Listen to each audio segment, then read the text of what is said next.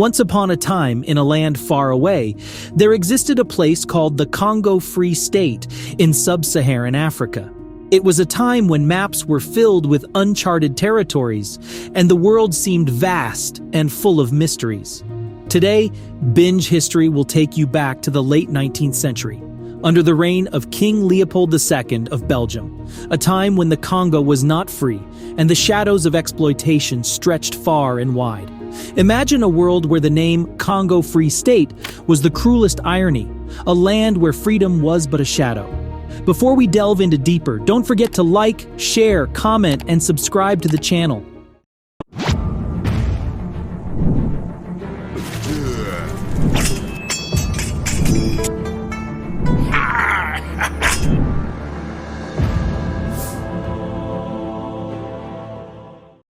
Our tale begins with an ambitious king, Leopold II, who dreamt of empire and riches. He sent Henry Morton Stanley in 1879 to chart into the heart of Africa, the Congo Basin, a land lush and green, teeming with life and untold resources. Stanley, a journalist and explorer, established trading posts and military outposts under the pretense of promoting free trade and combating the slave trade, securing over 500 treaties with local chieftains who, unknowingly and later unwillingly, traded their sovereignty for trinkets and cloth. The Berlin Conference of 1884 to 1885, a gathering of European powers, marked the start of the time known as the Scramble for Africa. Through cunning and diplomacy, Leopold secured the Congo for himself, a vast territory nearly 80 times the size of Belgium that would become his personal kingdom. This period also saw significant technological advancements that enabled a few thousand Europeans to dominate millions of Africans. And not just Africa, but other parts of the world, such as Asia. Breech-loading rifles to replace traditional muzzleloaders, medical advances, and the paddle steamboat revolutionized European conquests. Specifically, prior to the time, Europeans found the hot climate and diseases in the tropics very hard to handle, causing many of them to die. But around 1900, they found out that quinine could help fight off malaria. This, along with better knowledge of diseases like malaria and yellow fever, meant they could treat them better. So, fewer people died from these diseases.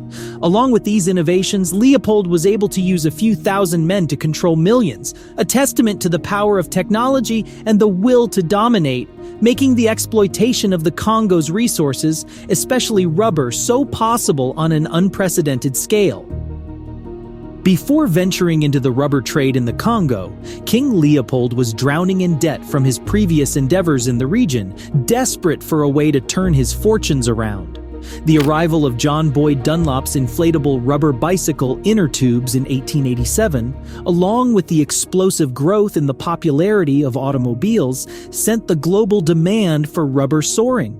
This unexpected boom was a godsend for Leopold, offering him the perfect chance to extract wealth from the Congo. Despite the global ban on slavery by the late 19th century, Leopold was relentless in his pursuit to transform the Congo into his own profit-generating empire. To ensure the rubber extraction was pushed to its limits, he devised a ruthless labor policy, essentially enslaving the local population. This led to the birth of the notorious red rubber system, which turned the Congo into a vast, oppressive labor camp. The lush, vibrant landscape of the Congo was transformed into a scene of exploitation and sorrow, a testament to Leopold's relentless pursuit of wealth at the expense of human lives. The people of the Congo, ensnared in an exploitative system, were forced to collect rubber, the white gold of the age, under the most inhumane conditions. The Force Publique, Leopold's private army, was the iron fist in a velvet glove. They enforced rubber quotas with the chicote, a whip that tore flesh and broke spirits. They had to present the hand of their victims as evidence after shooting and killing someone. This was because there was a concern they might use the bullets, which were expensive and imported from Europe, for hunting or to save them for a rebellion. As a result, part of the rubber quotas was compensated with severed hands.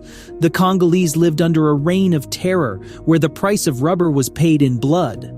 Therefore, critics have dubbed this policy the red rubber system, alluding to the blood Africans shed during this era. The Congo Free State became a land of shadows, where unspeakable horrors were commonplace. Villages were burned, and people were mutilated or killed for failing to satisfy the king's greed.